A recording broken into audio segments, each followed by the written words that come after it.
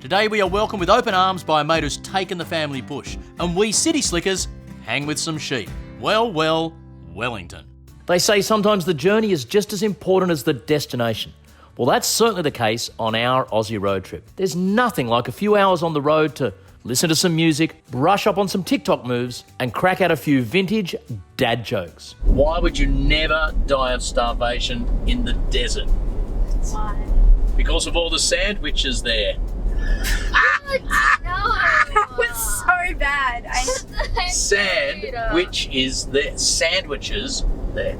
Oh, we know. Oh my God, was it's so bad. My mate Tom pulled up sticks a year ago and, looking for a tree change and perhaps a happier life, moved his family to Wellington, slap bang in the heart of New South Wales.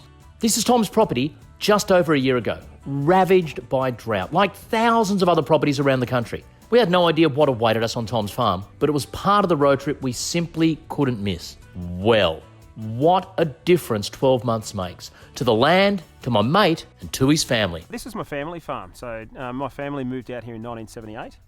I went away to school, as a lot of people did out here, and never really returned. I bought it off them probably 15 years ago, and so it's something we've always wanted to come out and bring the kids out and experience what it's like to grow up on a farm. Wellington's a bit of a secret gem. It's blessed with natural beauty.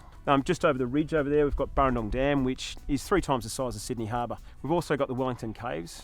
Here, again, often overlooked by people, but when they do take the time to stop in and have a look, they're always blown away by exactly how big and how amazing they are. One of the things I wanted to explore on this road trip was that, I've considered myself like as city slicker as they get, but everyone knows someone they went to primary school, high school, uni with a next door neighbour who now lives in the middle of nowhere. Yep. If you go and catch up with them, want an experience. My kids were doing things this afternoon on that farm that you couldn't put a price on it as an experience. Oh, there's no doubt about that whatsoever. They are priceless experiences, and it's great for those kids to have that sort of a childhood. Life on the land is a big part of the Australian story. It can be very thirsty work at times. Now, while I don't speak sheep all that fluently, I have spoken with plenty of people on our road trip so far about the Aussie spirit. So many people talk about a sense of camaraderie, which it turns out really came to the aid of my mate when he fled the city.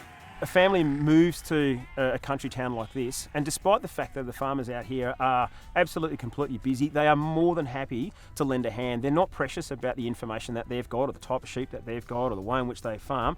They're really, really happy to see someone else succeed, particularly someone who's as novice as I am at farming.